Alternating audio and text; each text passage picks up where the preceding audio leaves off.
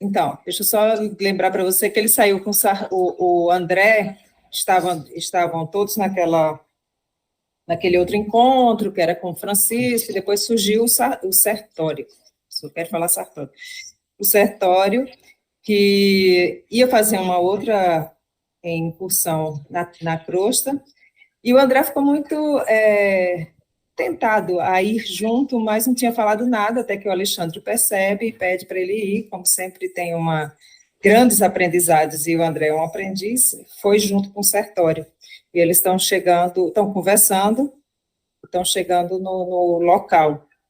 E aqui nessa parte, deixa eu voltar aqui, tem uma parte interessante que a gente leu, mas já era no final e lemos até rápido. Nós estamos aqui, ó, a tese do companheiro.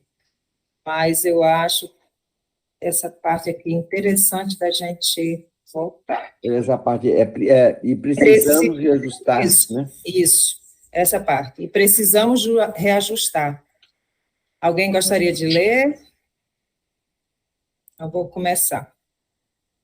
E precisamos reajustar nossas definições, porque eles estavam falando, o André perguntou para o Sertório se algum escolhido, né, algum escolhido pelo Alexandre seria capaz de desviar o caminho, né? E aí eles vão debatendo a respeito disso. E precisamos reajustar nossas definições sobre os escolhidos. Os companheiros, assim classificados, não são especialmente favorecidos pela graça divina, que é sempre a mesma fonte de bênçãos para todos. Achei interessante essa parte.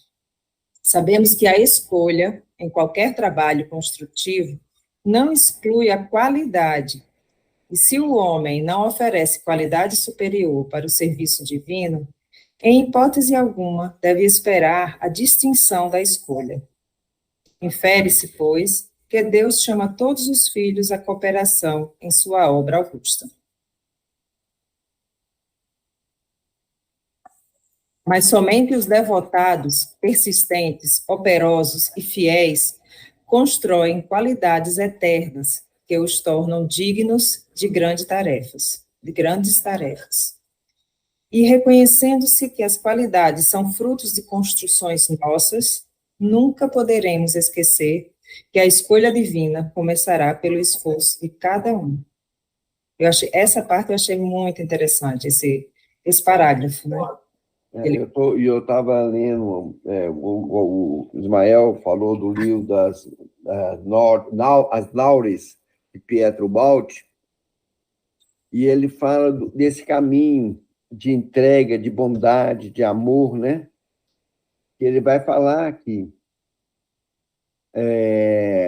não é só querer, tá? Não é um ato de heroísmo, né? É um ato de servir, né?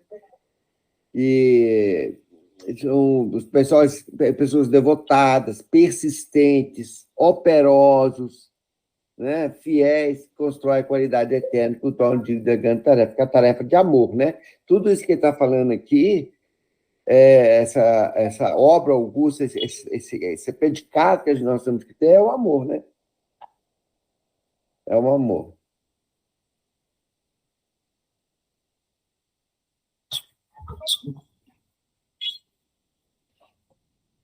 A tese do companheiro era assaz interessante e educativa, mas havíamos atingido pequeno edifício, em frente do qual Sertório se deteve e falou.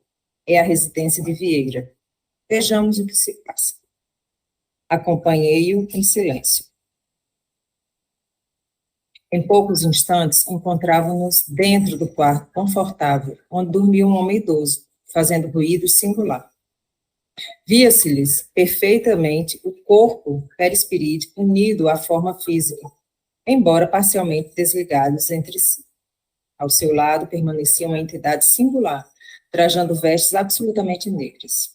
Notei que o companheiro adormecido permanecia sob impressões de doloroso pavor. Gritos agudos acompanhavam-lhe da garganta. Sufocava-se angustiadamente entre a entidade escura enquanto a entidade escura fazia gestos que eu não conseguia compreender. Sertório acercou-se de mim e observou. Vieira está sofrendo um pesadelo cruel. Indicando a entidade estranha. Creio que ele terá atraído até aqui o visitante que o espanta. Com efeito, pode falar. Deixa eu só, se puder voltar só naquele parágrafo que ele falou em poucos instantes. Isso aí.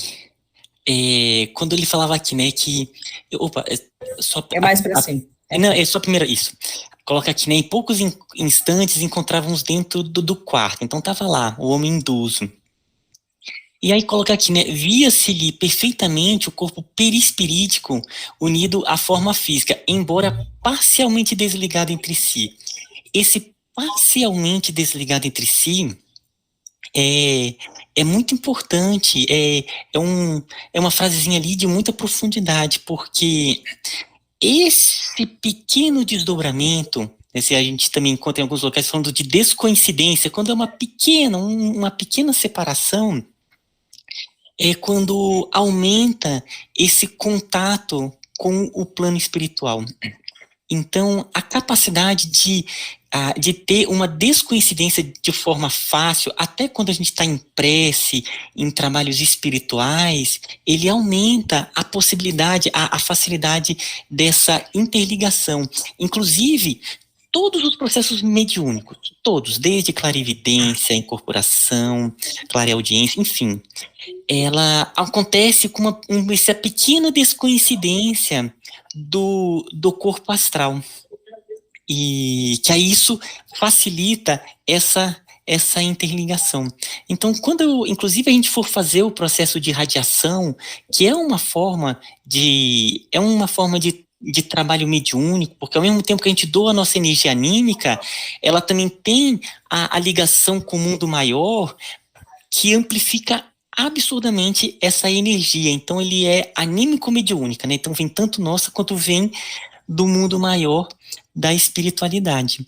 É importante a gente se colocar em um estado de relaxamento, de uma posição que a gente consiga ter esse pequeno...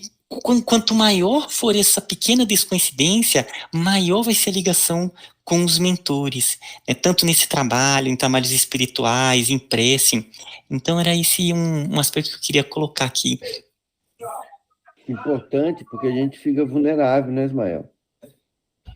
A gente não manter esse estado de elevação, de oração, esse sentimento de amor, né? A gente fica vulnerável, né? Eu lembro do sensível, diga. Isso aí é mais frequente do que a gente, às vezes, percebe. É aquela hora, né, que as pessoas costumam dizer, passei uma madorna. Você está assim, relaxado, você vê, daqui a pouco você se desliga, aí acorda num susto, né? Você dá aquela cochilada, parece que você deu uma cochilada.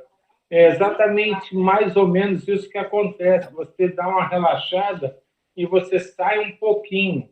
Normalmente, as pessoas se assustam e voltam correndo. Mas isso é muito mais comum do que se pode imaginar. E essa questão, né, da gente ter essa consciência, ela serve inclusive no final de trabalhos espirituais. A importância que cada um ele tem que ter no sentido de se acoplar. Porque senão, realmente, ela fica mais vulnerável mesmo. Ela fica mais em carne viva, inclusive em maior atuação com as energias do ambiente. Né? Então, se a pessoa ela sai com uma pequena descoincidência, e isso pode acontecer, o médium ele ter isso um pouco mais avantajado, ele está mais em contato, inclusive com as energias do ambiente, sabe? Então, terminando essa possibilidade, né, dela realmente buscar se ancorar no seu corpo físico, inclusive tem pessoas que têm uma maior facilidade de ter esses desdobramentos, né? Então, ela facilmente, é o que você falou, ela vai fazer ali a prece, quando vê, lá está ela já em uma descoincidência. Essas, mais do que nunca, são é importante ele ter esse ancoramento, né? Já várias e várias vezes já mandaram mensagem assim, falando assim que uma outra pessoa estava se sentindo ainda fora do corpo, assim, sabe? E, e aí é esse aspecto dela buscar mesmo chegar, aterrar, ancorar o, exatamente para não ficar tão à flor da pele com essas energias. Fala de Jair. Eu vou falar de uma experiência, das experiências que eu tive, né? Justamente sobre esse assunto que vocês estão comentando aí. Você sabe que minha origem era católica, né? Então, os fenômenos aconteciam e eu desesperado fazia oração de joelho para tentar ver se as orações tinham mais força e acabasse com aqueles troços que estavam acontecendo. Aí, com o passar do tempo, vi que era o espiritismo, mas ainda ficava aquele choque dentro de mim entre fazer uma oração sentada e uma oração de joelho. Eu ficava assim, como se estivesse não fazendo oração sentado, era como não fosse estivesse fazer oração de joelho. Então, nessa luta que tinha entre mim, entre fazer oração de joelho e fazer oração de sentado, às vezes eu me via na matéria, meu espírito, justamente isso que o Silvio e o Ismael falou. Eu me via de joelhos, de espírito, orando, e eu sentado na matéria. Eu vi esses dois deslocamentos. É só isso que eu queria falar. É interessante também é a gente se preparar na hora de dormir, já que é um momento que a gente sabe que vai se desdobrar, para que quando houver esse desdobramento, a gente esteja o mais protegido possível também. Da nossa própria consciência, né?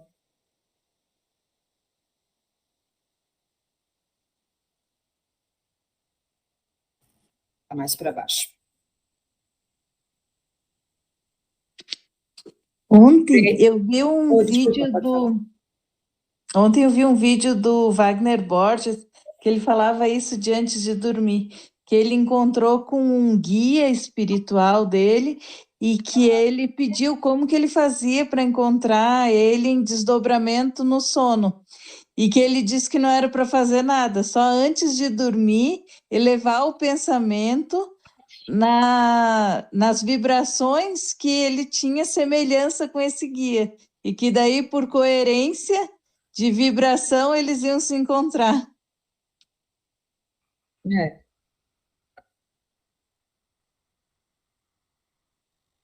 Alguém mais quer falar? Vou continuar. Creio que ele terá atraído até aqui o visitante que o espanta. Com efeito, muito delicadamente, o meu interlocutor começou a dialogar com a entidade de luz. Amigo, o amigo é parente do companheiro que dorme? Não, somos velhos conhecidos. E, muito impaciente, acentuou. Hoje à noite, Vieira me chamou com as suas reiteradas lembranças e acusou-me de faltas que não cometi, conversando levianamente com a família. Isso, como é natural, desgostou-me. Não bastará o que tenho sofrido. Não bastará o que tenho sofrido depois da morte? Ainda precisarei ouvir falsos testemunhos de amigos maledicentes?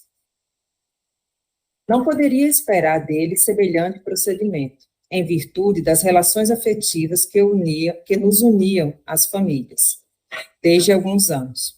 Vieira foi sempre pessoa de minha confiança. Em razão da surpresa, deliberei esperá-lo nos momentos de sono, a fim de prestar-lhe os necessários esclarecimentos.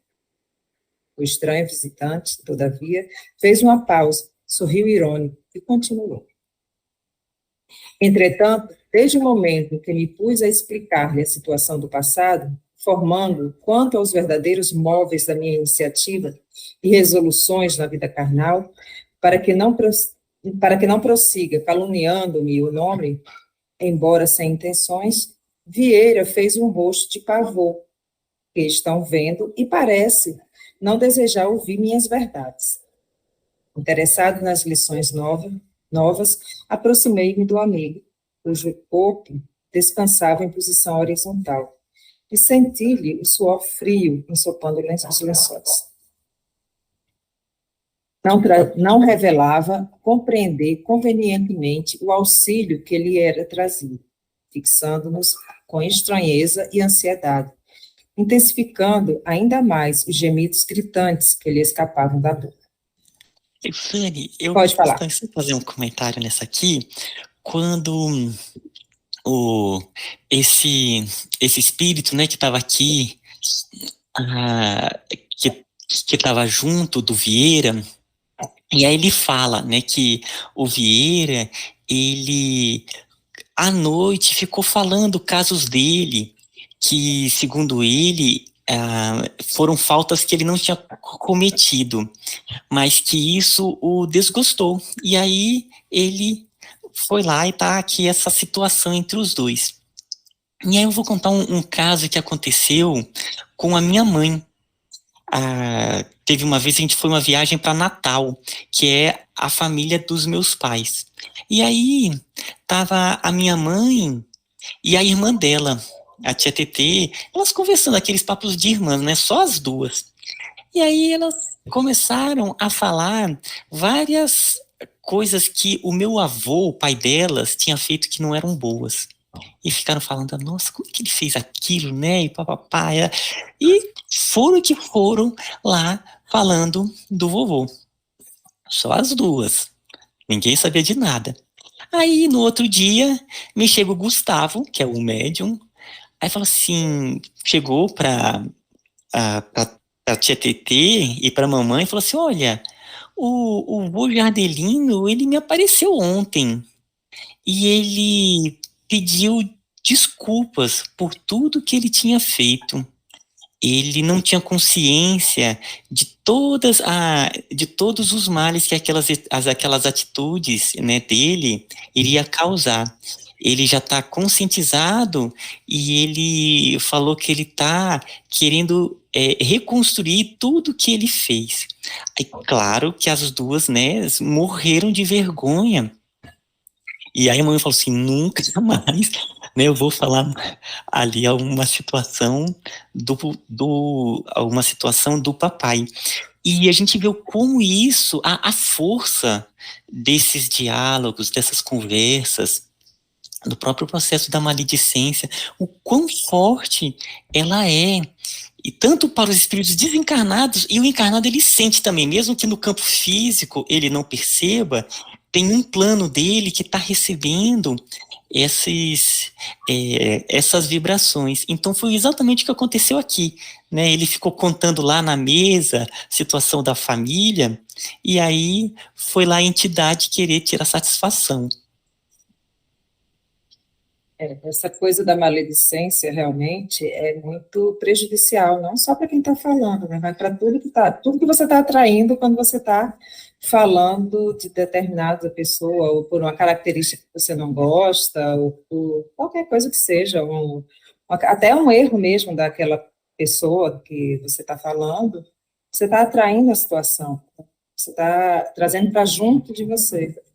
E muitas vezes muitas características que você não gosta nas pessoas, são algo que tem, a gente até falou sobre isso essa semana, eu acho, algo que está dentro de você que você precisa trabalhar, né?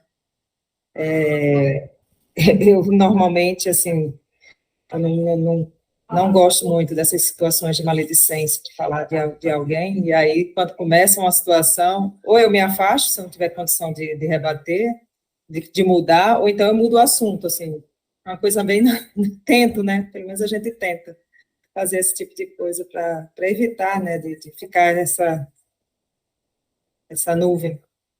Fala, Romulo. É tão interessante que eu não sei nem por onde começar. Primeiro, eu acho que é pedindo perdão ao meu pai. O papai dizia o seguinte, se você não puder dizer uma coisa boa da pessoa, não diga nada, né? E eu sou um cara que sempre critiquei muito o papai, que o papai era muito contrário às coisas que eu queria fazer e tal, não sei o quê. Mas só depois de muito tempo, gente, depois de estudar muito, ler muito, Eu falo assim, depois dos meus 40 anos, que eu comecei a dar valor ao papai. A educação severa que ele tinha, né? Porque era muito duro, né? A gente apanhava de vários marmelos e tal. Então, criticavam e nada não podia fazer, tudo era proibido, né? Mas hoje eu vejo que ele fazia para proteger a gente. Mas demora muito para a gente ter essa maturidade. E outra coisa importante, a gente não é o outro. E quando a gente fala do outro, a gente está falando mais de nós do que do outro. Essa é uma coisa dentro da psicologia, a irmã dos Maia pode até falar melhor. Sempre a gente está falando do outro, a gente está falando mais da gente do que do outro. Então, a gente tem cuidado, falar tanto, como o Ismael chamou a atenção, né? Tanto dos encarnados quanto dos desencarnados. Porque ele tem a razão dele de seguir aquele caminho. E cada um, dentro dessa coxa de retalho que nós vivemos, tem que respeitar a individualidade. Porque cada um é cada um. Né? Por exemplo, a gente pode se amar, né? E ter coisas entre nós que a gente não gosta um do outro. Mas eu tenho que respeitar o outro na posição do outro, né? Isso é tanto aqui com a gente, quando a gente está fazendo esse trabalho aí com os desencarnados, né? Isso aí. Perdão, papai, pelas falhas. Provavelmente estão vendo. Nós estamos bem juntos nesse mundo espiritual, né? Perdão. Mais alguém? Sentindo a silenciosa... Eu acho que já ia falar também uma hora ali que ele abriu junto. Desculpa, não, mas eu não sei voltei. se isso... Ele abriu junto com o Rômulo. Desculpa, eu não vi, eu estava na outra página, mas já voltei para cá. Mas o que ia falar era justamente isso que o Rômulo acabou de falar. Só que ia falar sobre outro, não. Ele, em vez de falar mal, fala bem para a pessoa. Entendeu? Era justamente isso que o Rômulo falou. Tá certo, obrigado. Sim. Neurolinguística, né? Neurolinguística. Obrigado por chamar essa atenção, Jair. Obrigado você. Seguindo, então. Sentindo a silenciosa reprovação do Sertório, o habitante das zonas inferiores dirigiu-lhe a palavra de modo especial. O senhor admite que devamos ouvir impassíveis os remoques da leviandade? Não será possível, de censura e punição, o amigo infiel que se vale das imposições da morte para caluniar e deprimir? Se Vieira sentiu-se no direito de acusar-me, desconhecendo certas particularidades dos problemas de minha vida privada, não é justo que me tolere os esclarecimentos até o fim? Não sabe ele, acaso que os mortos continuam vivos? Ignorará, porventura, que a memória de cada companheiro deve ser sagrada? Ora esta, eu mesmo já lhe ouvi, em minhas novas condições de desencarnado, longas dissertações referentes ao respeito que devemos uns aos outros. Não considera, pois, que tenho motivos justos para exigir um legítimo entendimento? Exigir um legítimo entendimento? Interpelado, esboçou um gesto de complacência e observou. Talvez esteja com a razão, meu caro. Entretanto, creio que deva desculpar seu amigo. Como exigir dos outros conduta rigorosamente correta, se ainda não somos criaturas irrepreensíveis? Tenha calma, sejamos caridosos uns para com os outros. Isso serve para todos os momentos, mas sejamos caridosos uns para com os outros. E enquanto a entidade se punha a meditar nas palavras ouvidas, Sertório falou em tom discreto. Vieira não poderá comparecer esta noite aos trabalhos. Não pude reprimir a má impressão que a cena me causava, e talvez porque eu fizesse um olhar suplicante, advogando a causa do pobre irmão, quase a desencarnar-se de medo, o auxiliar de Alexandre prosseguiu. Retirar violentamente a visita cuja presença ele próprio propiciou, não é tarefa compatível com minhas possibilidades de vivência. Mas podemos socorrê-lo, acordando. E sem pestanejar, sacudiu o adormecido energicamente, gritando-lhe o nome com força. Vieira despertou confuso, estremunhando e sob enorme fadiga, e ouviu exclamar, palidíssimo: graças a Deus acordei. Que pesadelo terrível. Será crível que eu tenha lutado com o fantasma do velho Barbosa? Não, não posso acreditar. Zane, Pode falar. nessas horas, a gente reflete conosco mesmo. No meio da noite, se a gente acordar em alguma situação, se colocar em oração, né?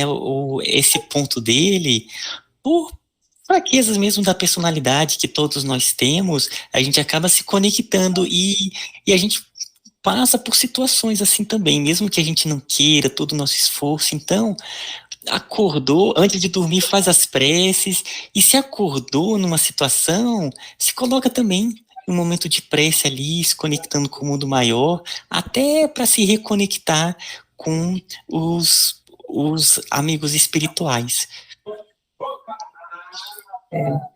Exatamente. Acho que às vezes a gente acorda e acha, fica tão vivo, né, aquela imagem, aquela coisa, principalmente se for um sonho não muito bom, é fazer realmente isso que você está falando, é você se reconectar com o alto, e não tentar nem querer entender naquele momento por que você sonhou aquilo, e aquilo veio na sua mente.